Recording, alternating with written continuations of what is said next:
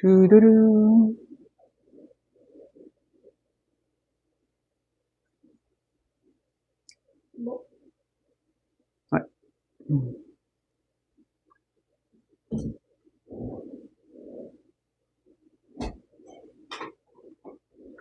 Ouais. Ouais.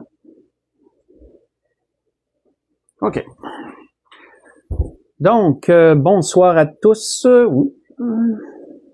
OK. Bonsoir à tous. Je suis heureux de vous retrouver ce soir. J'espère que vous allez bien et j'espère que vous avez passé une belle semaine jusqu'à présent. Donc, avant d'enchaîner avec la parole que l'Esprit veut nous donner ce soir, je vais nous conduire en prière. Ensuite, on pourra laisser le Seigneur nous diriger dans sa belle parole. Éternel Dieu, mon Père, on vient vers toi encore ce soir. Te remercions pour cette journée et pour son déroulement. Nous te prions, mon Dieu du ciel, de disposer nos cœurs et nos esprits, Seigneur, à ta parole, de nous donner, Seigneur, de rechercher ta face, d'accomplir ta volonté, de toujours la chercher, cette belle volonté, mon Dieu, que la tienne. Te prions, Dieu du ciel, de bénir cette soirée et d'être avec tous ceux, Seigneur, qui sont en déplacement, d'être avec tous ceux qui sont malades aussi, Seigneur. Te prions pour tes pasteurs, entre autres, que tu puisses remplir leur bouche de ta parole et leur accorder la facilité, Seigneur, d'amener toutes ces paroles que tu leur as données pour nous, Seigneur. Nous remettons notre prière entre tes mains. Et merci, Père, de prendre soin de nous comme tu le fais. En toutes choses, on s'en remet à toi, mon Père, et nous désirons s'en remettre à toi. Donne-nous, mon Dieu du ciel, cette capacité de toujours s'en remettre à toi. Et c'est encore dans le précieux nom béni Saint Jésus qu'on te prie. Amen. Donc, pour ce que l'Esprit veut nous donner, je vais vous inviter à tourner dans l'Évangile selon Jean, chapitre 5. Évangile selon Jean, chapitre 5, on va lire à partir du verset 39 au verset 47, pour introduire le sujet de ce soir. Donc, Évangile selon Jean, chapitre 5, verset 39 au verset 47.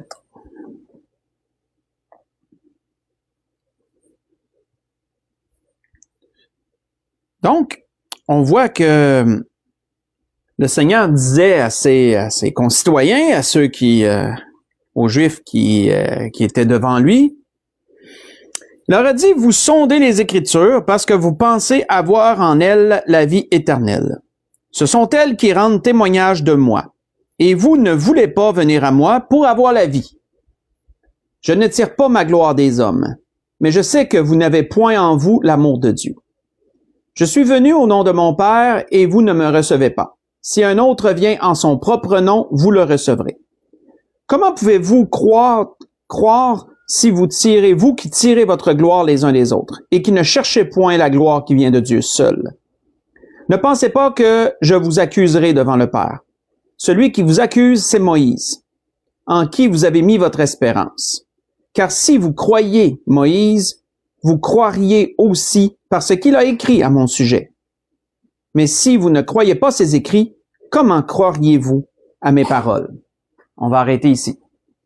Donc, on a déjà lu cela auparavant, mais encore, juste pour réitérer sur ce que Jésus disait, on voit que c'est un reproche que Jésus faisait à ses concitoyens, que Jésus faisait aux gens de son peuple, parce que il les voyait étudier, il les voyait méditer, il les voyait sonder les écrits, non pour connaître la volonté de Dieu, non pour se perfectionner et marcher davantage dans les voies de Dieu, selon les écrits de la Torah et des prophètes, parce que souvenez-vous que le Nouveau Testament n'était pas encore écrit à ce moment-là.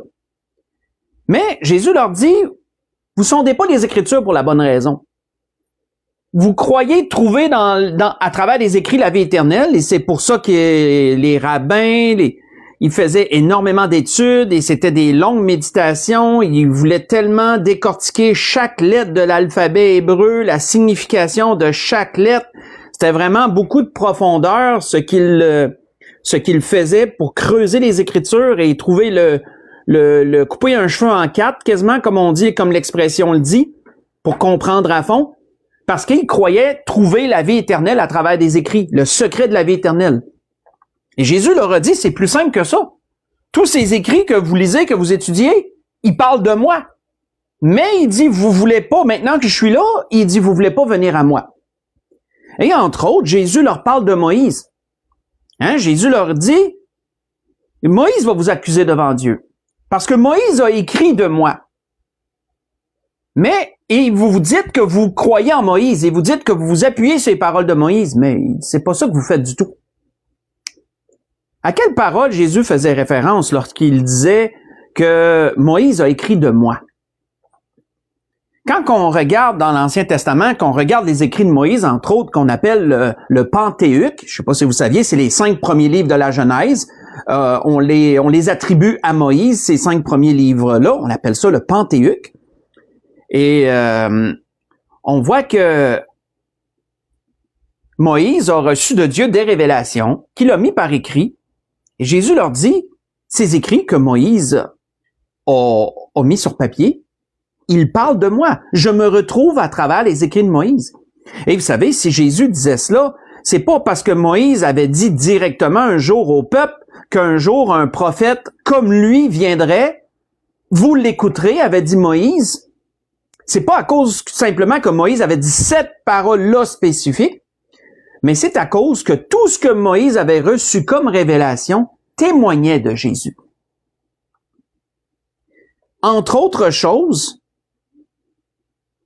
ce que l'Esprit veut nous dire ce soir, ce dont l'Esprit veut nous parler, c'est une révélation que Moïse a reçue qui raconte l'histoire de Jésus d'une certaine façon et qui rend témoignage de Jésus de bout en bout. Et cette révélation que Moïse avait reçue, c'est ce qu'il a reçu sur la montagne et ce qu'il a dû construire, qui les a suivis tout au long dans le désert, qui est le tabernacle. On a touché à ce message dimanche passé, entre autres choses parce que l'Esprit nous a parlé comment Dieu veut habiter au milieu de nous et tous les moyens que Dieu a employés au fil du temps pour le faire. On a parlé, entre autres, du tabernacle, si vous vous souvenez de ce message dimanche passé. Et, entre autres, une chose que l'Esprit a fait remarquer, c'est que la création se déroule sur 2 chapitres, mais la description de comment construire le tabernacle et comment qu'il a été construit établit 13 chapitres, démontrant la complexité de la chose et la grandeur de la chose en question également. Mais à travers ce tabernacle, frères et sœurs, qui a été érigé dans le désert, et comment qu'il a été mis en place, ainsi que le culte, tout parlait de Jésus. Quand on analyse ces choses, et vous allez vous en rendre compte, si ce n'est pas déjà fait, c'est une histoire qui nous est racontée en images, en symboles. C'est une histoire qui nous est racontée. Et tout concerne Jésus de bout en bout. Et c'est assez merveilleux de le comprendre. Et c'est ce que l'Esprit veut nous donner ce soir, parce que c'est ce que Jésus reprochait aux siens. Et Moïse a écrit de moi, et vous ne voulez pas venir à moi. Et Jésus a tellement dit de choses qui ont fait référence au tabernacle et à tout ce qui le constituait. C'est assez incroyable de voir tout ce que Jésus a dit qui réfère exactement à ça. C'est ce que l'Esprit veut nous révéler ce soir. C'est un peu comme je vous dirais, une continuité du message de dimanche passé. Du moins, pas une continuité directe, mais un parallèle, une branche du message que l'Esprit nous a donné dimanche passé. Donc, pour cela, on va aller dans l'Ancien Testament et il va y avoir beaucoup d'images ce soir. Donc, vous allez devoir utiliser votre imagination. Je vais essayer d'être aussi descriptif que possible. Mais nous allons voir comment tout ce qui constitue le tabernacle parlait de Jésus de bout en bout et c'est assez merveilleux de le comprendre. On va aller dans l'Exode et dans l'Exode chapitre 40, si vous voulez tourner avec moi. Donc, on va se tenir grandement ce soir dans l'Ancien Testament, mais beaucoup de références sur ce que Jésus a dit et on va voir à quel point Jésus faisait des liens avec ce qui a été établi. Tout ce dont Moïse a écrit, c'est pas pour rien que Jésus a dit « Moïse a écrit de moi ». Pas pour rien que Jésus disait ça. Donc, on voit ça dans l'Exode chapitre 40. On va lire du verset 1. Excusez-moi, on va lire du verset 1 au verset 15. Pour voir ce que Moïse a reçu comme révélation concernant le tabernacle. Dans l'Exode, chapitre 40, versets 1 à 15. Pas un endroit qu'on va lire très souvent. On voit qu'il est dit, « L'Éternel parla à Moïse et dit, « Le premier jour du premier mois, tu dresseras le tabernacle, la tente d'assignation. Tu y placeras l'arche du témoignage et tu couvriras l'arche avec le voile. Tu apporteras la table et tu la disposeras en ordre. Tu apporteras le chandelier et tu en arrangeras les lampes. Tu placeras l'autel d'or pour le parfum devant l'arche du témoignage et tu mettras le rideau à l'entrée du tabernacle. Tu placeras l'autel des holocaustes devant l'entrée du tabernacle et de la tente d'assignation. Tu placeras la cuve entre la tente d'assignation et l'autel et tu y mettras de l'eau. Tu placeras le parvis autour et tu mettras le rideau à la porte du parvis. Tu prendras l'huile d'onction, tu en oindras le tabernacle et tout ce qu'il renferme, et tu le sanctifieras avec tous ses ustensiles, il sera saint. Tu oindras l'autel des holocaustes et tous ses ustensiles, et tu sanctifieras l'autel, et l'autel sera très saint. Tu oindras la cuve avec sa base, et tu la sanctifieras. Tu feras avancer Aaron et ses fils vers l'entrée de la tente d'assignation, et tu les laveras avec de l'eau. Tu revêtiras Aaron des vêtements sacrés, tu l'oindras, et tu le sanctifieras, pour qu'il soit à mon service dans le sacerdoce. Tu feras approcher ses fils, et tu le revêtiras de tuniques. Et tu les oindras comme tu as oint leur père, pour qu'ils soient à mon service dans le sacerdoce. Cette onction leur assurera à perpétuité le sacerdoce parmi leurs descendants. On va arrêter ici. Donc, quand on étudie, frères et sœurs, et on va décortiquer, là on a lu ça tout d'un bloc, on va décortiquer puis on va comprendre ce qu'on vient de lire ici. Mais quand on étudie en profondeur la description du tabernacle dans le désert, sa construction, son fonctionnement, on se rend compte, frères et sœurs, que c'est une histoire, comme je l'ai dit en introduction. C'est une histoire qui nous est racontée. C'est une histoire en symbole qui nous parle du plan de Dieu pour la rédemption de l'humanité. Parce que tout de cela parlait de Jésus. Chaque point mentionné parlait de Jésus. Chaque représentation représentait Jésus ou l'œuvre qu'il a fait d'une façon ou d'une autre. Quand on pense à ce tabernacle, on voit qu'il devait être érigé au milieu du camp. Le tabernacle était érigé, et je vous redonne rapidement, mais on va les voir point par point. Il y a le parvis, qui est une palissade tout autour, une grande clôture, si on veut parler dans notre langage à nous. Imaginez une grande clôture qui a plusieurs mètres de haut, au moins 2 ou 3 mètres, pour que personne puisse voir de ce qui se passe à l'intérieur lorsqu'ils sont à l'extérieur. Lorsqu'ils sont à l'extérieur, ils ne pouvaient pas voir ce qui se passait à l'intérieur. Donc, il y avait cette grande palissade qui était en forme rectangulaire, qui était érigée et qui avait une seule entrée. Quand on rentrait par cette porte, on était dans le parvis, ce qui est appelé le parvis, la cour intérieure, en d'autres mots. Il y avait l'autel, l'autel des sacrifices. Il y avait la cuve d'airain. Il y avait ensuite le tabernacle en lui-même, qui était composé du lieu saint et du lieu très saint. Donc, voici à quoi ça ressemblait. Et ça, c'était érigé au milieu du camp. C'était la première chose qui était érigée, et ensuite, tout le camp, tous les tribus, chaque tribu avait sa position, chaque tribu fixait le tente, tout le monde fixait le tente alentour, et le centre du camp, de tout le camp des Israélites dans le désert, ben c'était l'endroit où Dieu se rencontrait. C'était ce qu'on appelait le tabernacle, avec le parvis, avec la tente, le tabernacle en lui-même, etc. Donc, on voit que c'est ce qui nous est dit. Et ce tabernacle, comme je l'ai mentionné, il n'y avait qu'une seule entrée. Lorsque les gens voulaient rentrer dans la cour, dans le parvis, parce personne ne pouvait entrer par une autre porte. Il n'y avait qu'une seule porte et tout le monde devait passer par cette porte-là. Pour entrer dans le parvis, tu devais passer par une seule porte. Il n'y en avait pas 50. Il n'y avait pas une porte d'un bord, une porte de l'autre. Non, il y avait une seule porte et tout le monde passait par là. Qu'est-ce que Jésus avait dit de lui-même? On commence. Et vous allez voir, les liens sont très directs. C'est pas des liens tirés, c'est très direct.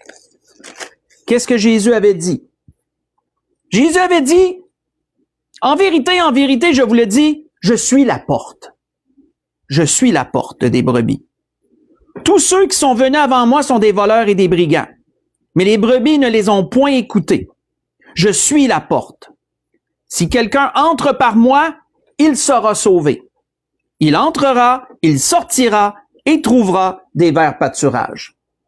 Ce que je vous ai lu, c'est dans Jean chapitre 10, versets 7 à 9.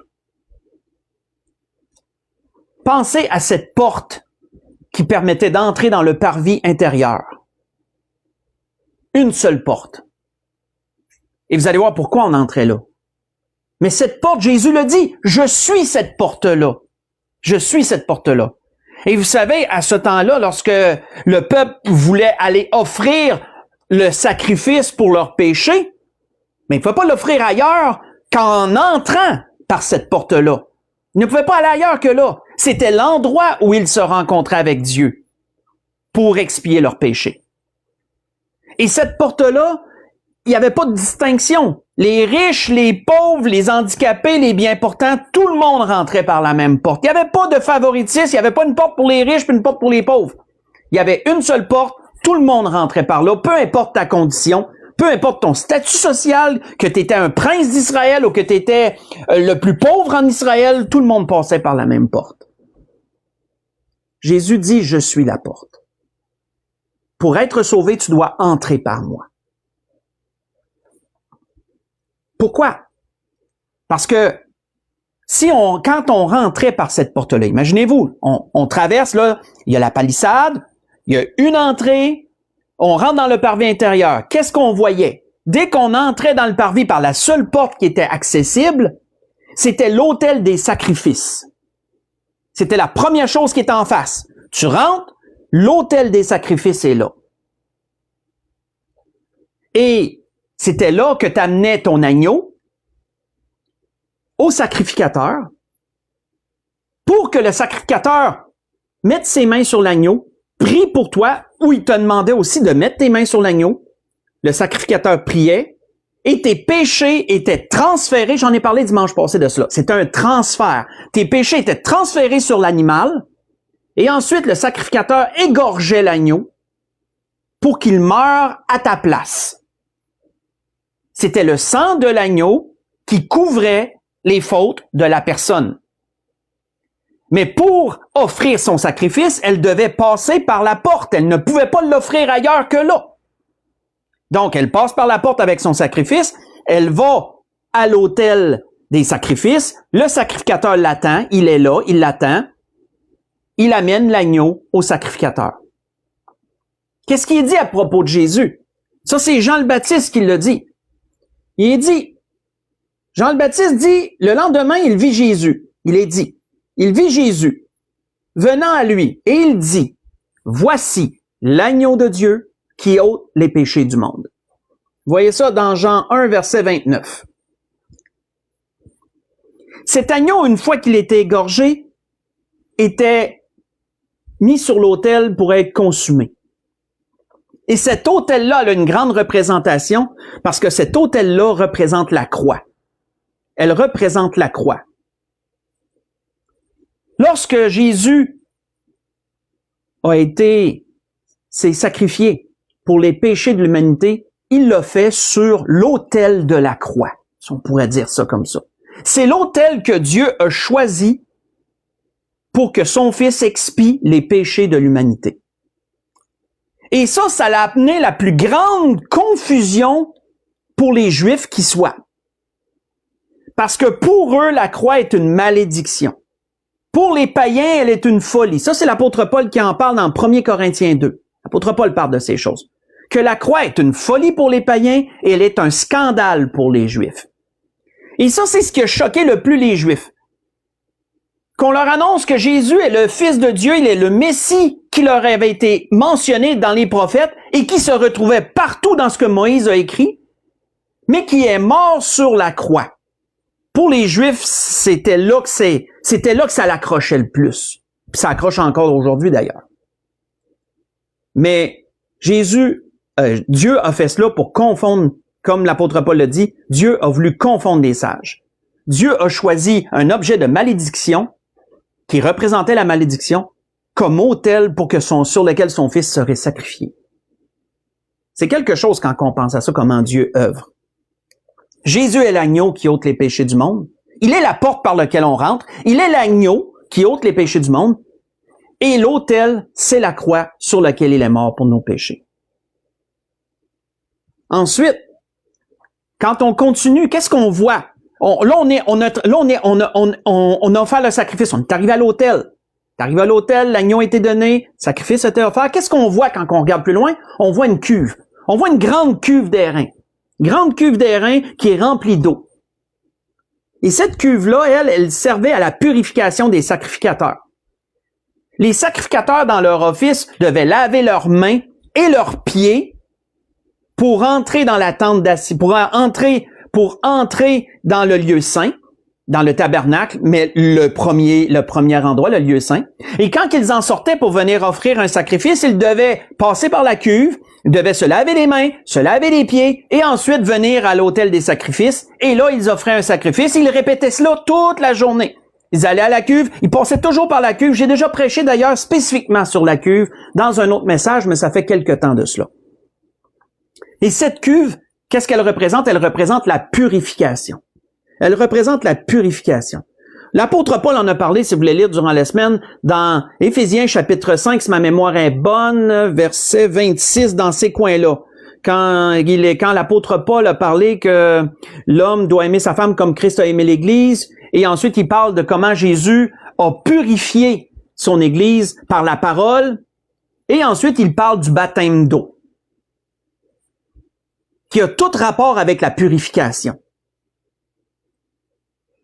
Cette cuve est une étape nécessaire pour la purification, mais c'est après que tes péchés ont été expiés par le sacrifice. On voit que ça donne encore plus de ton, je dirais, à ce que Jésus a établi, ce que malheureusement beaucoup rejettent de nos jours, mais que Jésus a établi, ça donne encore plus de ton.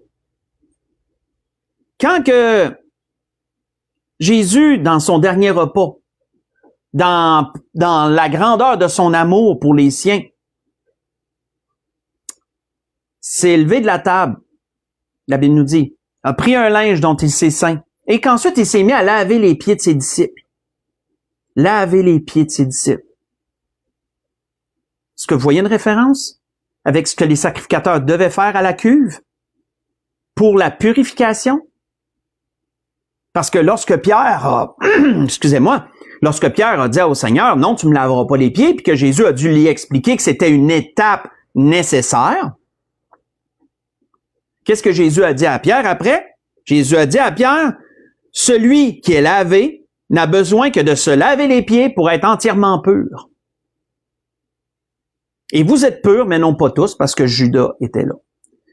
J'ai lu dans Jean chapitre 13, j'ai lu le verset 10. Mais encore là, on comprend le lien, on comprend ce que Jésus a fait à travers le lavement des pieds quand on regarde à ce que les sacrificateurs faisaient à cette cuve. Ils se lavaient les mains et les pieds. Toujours en rapport avec la purification. Quand nous acceptons Jésus comme notre Sauveur et Seigneur, quand nos péchés sont lavés, sont pardonnés, c'est quoi la prochaine étape? C'est le baptême. La prochaine étape, c'est le baptême. C'est quoi? La purification. L'engagement d'une bonne conscience envers Dieu aussi. Et qu'est-ce qu'on fait étant sanctifié par le sang de Christ, baptisé?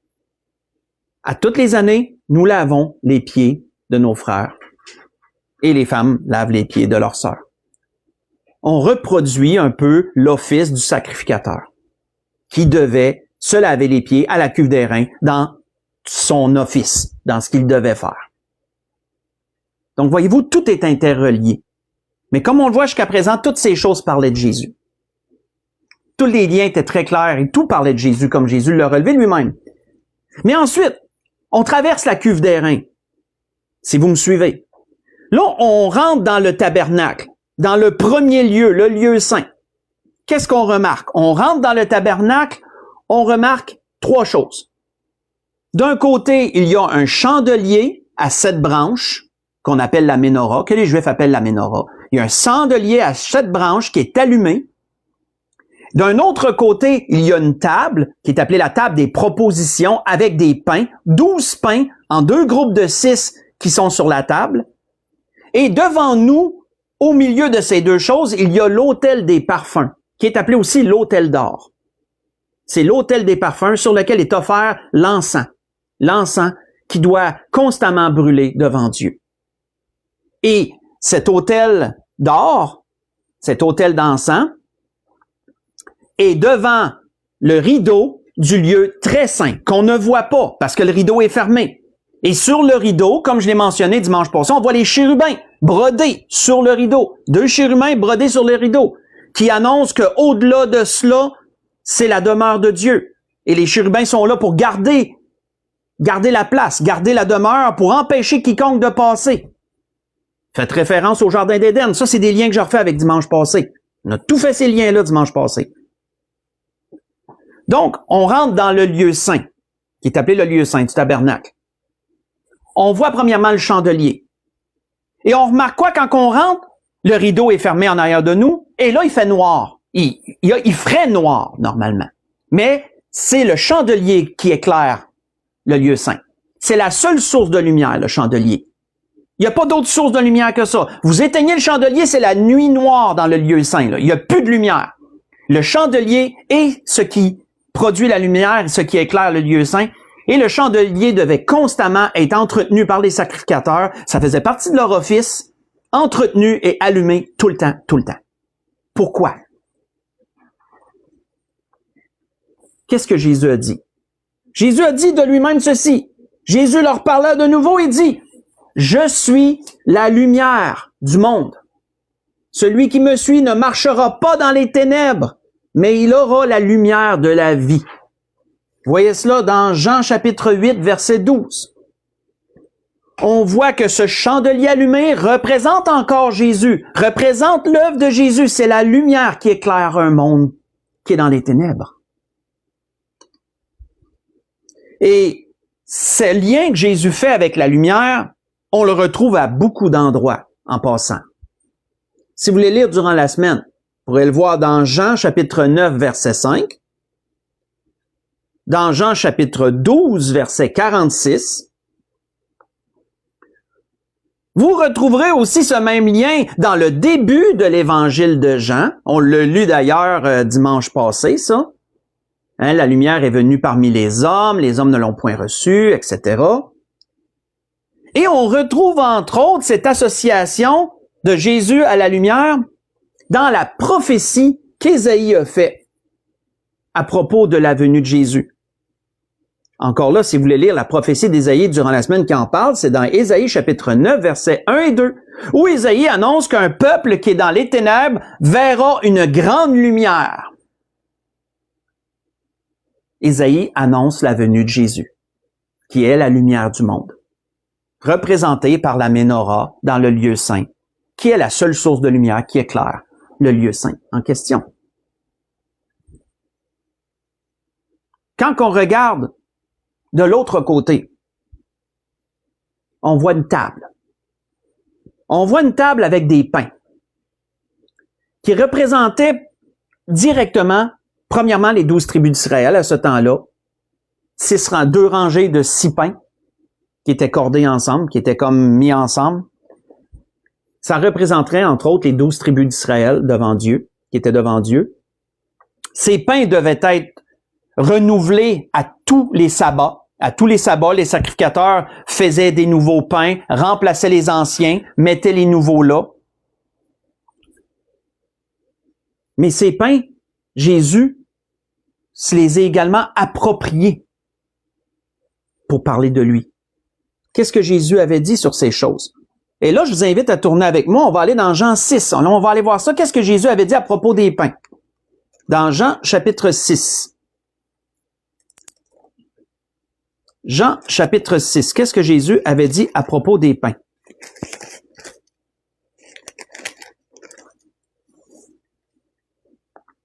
Si on lit du verset 32 à 35.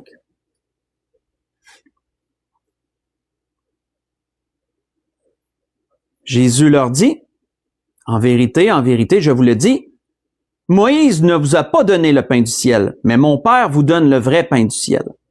Car le pain de Dieu, c'est celui qui descend du ciel et qui donne la vie au monde. Ils lui dirent, Seigneur, donne-nous toujours de ce pain. Jésus leur dit, je suis le pain de vie. Celui qui vient à moi n'aura jamais faim. Celui qui croit en moi n'aura jamais soif. On va arrêter ici. Certains vont dire, oui, mais il parlait de la manne ici. Pas que. Le lien est assez facile à faire, que Jésus représentait également le pain qui était dans le lieu saint, qui était sur la table d'or. Pourquoi cela? Comment pourrions-nous voir que ce pain représentait également Jésus? Notez ce que Jésus dit. Je suis le pain que Dieu vous donne, et celui qui mange de ce pain n'aura jamais faim. OK? Savez-vous ce que les sacrificateurs mangeaient? Parce que veux pas, quand ils étaient en office, là, je crois que c'était à tous les sabbats, je crois qu'ils changeaient d'office parce qu'ils étaient plusieurs à un moment donné. Je crois qu'ils changeaient à tous les sabbats, ils se relayaient, si ma mémoire est bonne. Là. Je mets un bémol sur ce que je viens de dire, mais si ma mémoire est bonne, ils changeaient à tous les sabbats. Et de quoi qu'ils se nourrissaient, les sacrificateurs? Ben, ils se nourrissaient des pains. Ils se nourrissaient des pains qui avaient été enlevés. Tu sais, les pains qui avaient passé toute une semaine là, c'était encore bon. C'était de ces pains-là que les sacrificateurs se nourrissaient. Et ils se nourrissaient également du sacrifice. Veux pas, quand il y avait un sacrifice, il y avait une portion, dépendant du type de sacrifice, il y avait une portion d'un animal qui était gardée pour le sacrificateur et ça lui servait de nourriture. Ça, tout ça est dans la loi de Moïse. Donc, le sacrificateur mangeait de pain et il mangeait également une portion du sacrifice animal qui avait été apporté. Mais avons-nous compris, si on a écouté jusqu'à présent, qu'autant l'animal représentait Jésus que le pain représentait Jésus? Donc, qu'est-ce que ça nous dit? Ben, ça nous dit que ceux qui officiaient pour Dieu dépendaient de Dieu pour leur subsistance. Parce que sinon, ils auraient maigri pas mal. Ils dépendaient de Dieu pour leur subsistance. Ils mangeaient ce que Dieu leur a donné, ce que Dieu leur donnait, ce auquel Dieu leur donnait accès à. Mais spirituellement, frères et sœurs, celui qui est enfant de Dieu, celui qui a accepté Jésus comme son sauveur et Seigneur, qui a fait vœu de le suivre à travers les eaux du baptême, quelle sera spirituellement sa nourriture? De qui va-t-il dépendre? Il va dépendre de Jésus. Voyez-vous le lien? Comme les sacrificateurs devaient se nourrir du sacrifice et des pains, toutes ces choses représentaient Jésus, mais c'est la même affaire pour celui qui est sauvé. Qu'est-ce que Jésus avait dit dans Jean 15, verset 5? Sans moi, vous ne pouvez rien faire. Ça a une connotation assez large, ça. L'enfant de Dieu dépend de Jésus. Doit dépendre de Jésus, du moins. On voit que si on porte nos regards au centre du lieu saint, on a vu la Ménorah, Jésus est la lumière du monde, on a vu la table des pains, Jésus est le pain de vie. Au centre, on voit quoi? On voit l'autel d'or, l'autel des parfums, sur lequel l'encens était offert. Qu'est-ce que ça représente, cet encens-là? Cet encens-là représentait l'intercession. Comment ça représentait les prières qui étaient constamment offertes à Dieu de la part des prophètes, de la part des sacrificateurs, pour que le peuple de Dieu soit béni. Mais ça représentait surtout l'intercession que Jésus allait faire auprès du Père. C'est ce que l'auteur aux Hébreux nous dit. Si vous voulez lire durant la semaine, dans Hébreux 7, verset 25, qui nous dit que Jésus a offert sa vie une fois pour toutes. il est montré auprès du Père et que maintenant, il intercède auprès de Dieu pour nous. C'est ce que représente cet encens, l'intercession de Jésus devant Dieu pour nous.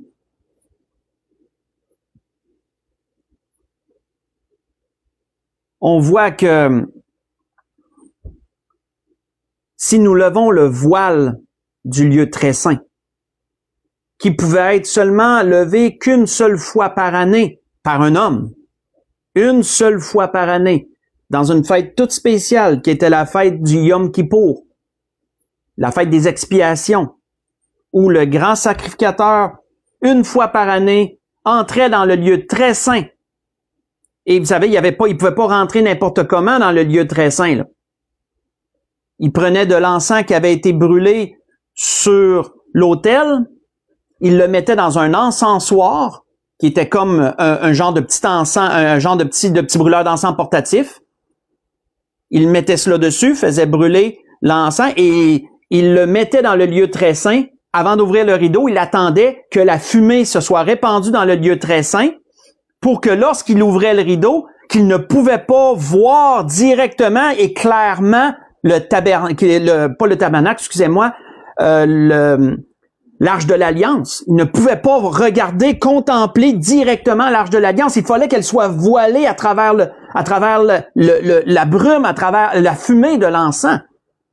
C'était tout un procédé. Et le sacrificateur rentrait une seule fois par année pour asperger l'Arche de l'Alliance du sang qui avait été offert par le sacrifice tout spécial qui était offert dans cette fête-là, qui était la fête des expiations. Mais encore là, qu'est-ce que représente ce grand sacrificateur-là qui pouvait rentrer une seule fois par année? Ben, l'auteur aux Hébreux nous le dit. Faites juste écouter. L'auteur nous dit, « Mais Christ est venu comme souverain sacrificateur des biens à venir. Il a traversé le tabernacle, plus grand et plus parfait, qui n'est pas construit de main d'homme, c'est-à-dire qui n'est pas de cette création. Il est entré une fois pour toutes dans le lieu très saint, non avec le sang des boucs et des veaux, mais avec son propre sang, ayant obtenu une rédemption éternelle. » Voyez cela dans Hébreux chapitre 9, versets 11 et 12. Cette action du grand sacrificateur représente l'action que Jésus a faite. Jésus représente ce grand sacrificateur représentait Jésus qui entrait dans le lieu très saint, qui entrait dans la présence même de Dieu avec son propre sang comme sacrifice. Et c'est ce que Jésus a fait lorsqu'il est ressuscité et qu'il s'en est retourné auprès du Père. Quand on regarde cette arche, c'était une boîte qui avait un couvercle, et sur ce couvercle, il y avait encore les fameux chérubins qu'on voit tout le temps parce qu'ils sont les gardiens de la présence de Dieu. 2 chérubins sur le couvercle qui, de leurs ailes, couvrent qu'est-ce qui est appelé le propitiatoire, qui est au centre. Et ce centre-là, entre les 2 chérubins, représente le trône de Dieu. C'est quelque chose lorsqu'on voit cela. Et c'était ce que l'Esprit voulait nous montrer ce soir. Parce que là, si vous avez remarqué, on a fait tout le chemin, là. On a fait tout le chemin ensemble. Notez, qu'est-ce qu'on a fait? On est parti de la porte pour entrer dans le parvis. Jésus est la porte. On est arrêté à l'autel des sacrifices. L'agneau de Dieu qui ôte les péchés du monde. L'autel, c'est la croix. Ensuite, on a arrêté à la cuve d'airain. La cuve représentant la purification. Purifié par la parole, lavé par le baptême. Ensuite, nous lavons les pieds de nos frères, femmes de leurs sœurs. Tout ce que Jésus a fait qui concerne la purification. Ensuite, on rentre dans le lieu saint. Qu'est-ce qu'on voit? Le chandelier, la lumière. Jésus dit, je suis la lumière du monde. On voit la table avec les pains. Jésus dit, je suis le pain de vie. On voit l'autel au centre, l'autel d'encens. L'intercession. Jésus intercède pour nos péchés. Il est auprès du Père, il intercède pour chacun de nous. Le voile du lieu très saint est pénétré seulement par le grand sacrificateur. Qu'est-ce qui est dit? Jésus est le grand sacrificateur qui est entré dans le lieu très saint. Non avec le sang des boucs et des veaux, mais avec son propre sang. devant l'arche de l'Alliance qui représente le trône même de Dieu. C'est tout un chemin qu'on a parcouru, hein? Maintenant, allons à la conclusion. On va aller dans Jean chapitre 14. Jean chapitre 14. On va conclure là.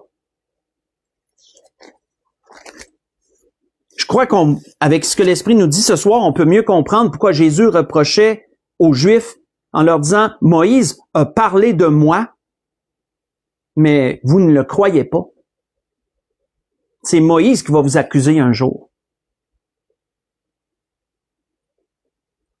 Dans Jean chapitre 14, si on lit du verset 4 à 6,